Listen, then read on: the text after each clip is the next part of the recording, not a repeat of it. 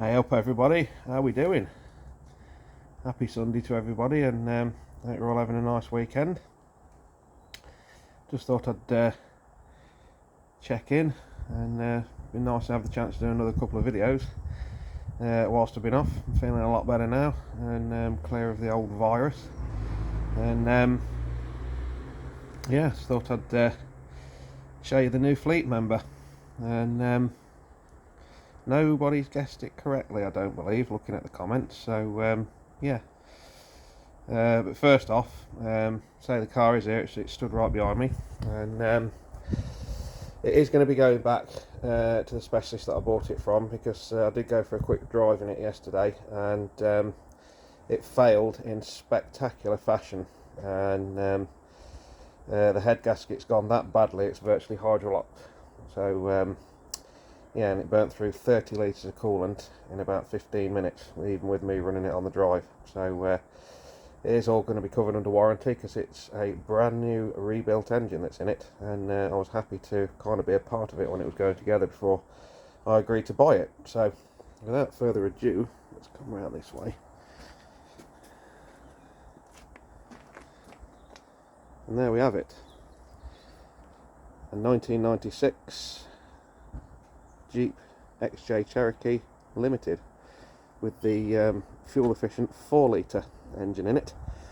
And I've been after this particular car for a very long time, and it's okay. It's not perfect by any means, and but it will be by the time I finish with it. Needs quite a few bits and bobs doing to it. Needs a bloody good clean for a start off, and maybe look at getting the wheels refurbed, because yeah, they are a little bit pitted and scored in places. It needs some suspension stuff doing to it, because the shock absorbers are a little bit corroded, etc. But on the whole, it's a pretty good solid car, low ownership, and it has had a new exhaust on it, and it's looking it's pretty straight and solid in the correct places, which is the most important thing with these. And they're just a little bit different.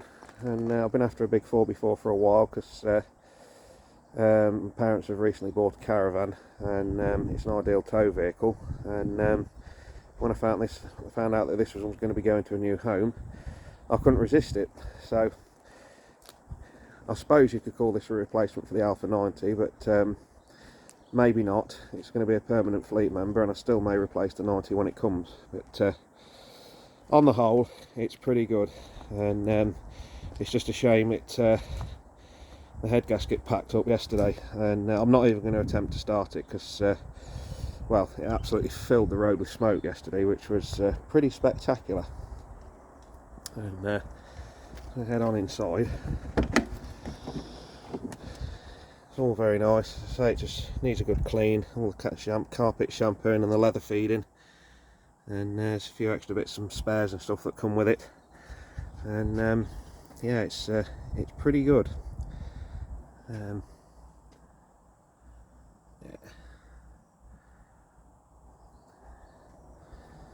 And,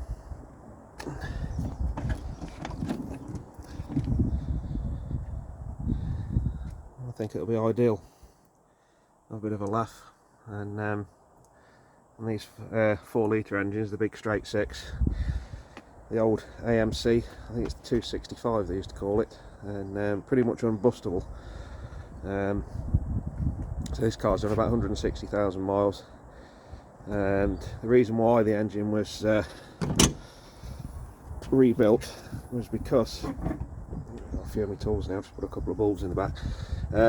It was a factory LPG car, and this is the old inlet manifold with the old fuel injectors in it for the LPG. Your main petrol injectors go in here, and over time the LPG burnt out the exhaust valves, and it dropped compression and kept misfiring and dropping between 4, 5 and 6 cylinders. So yeah, the previous owner decided to take the plunge and have a brand new cylinder head done, head gasket, re-ring the bottom end and all that kind of stuff. And so there's obviously a fault with the new head, or the new head gasket somewhere, because as I say, it's not even MOT'd yet, and I bought it to do the MOT work on it and have it as a bit of a project for the channel and for myself. But yeah, it made it about 3 miles yesterday before it catastrophically failed upon itself.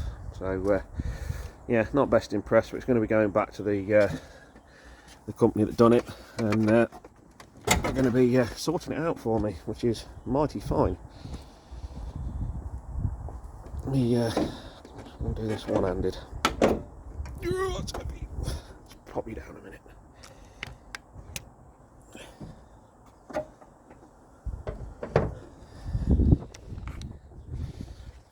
So yeah, that's where we are.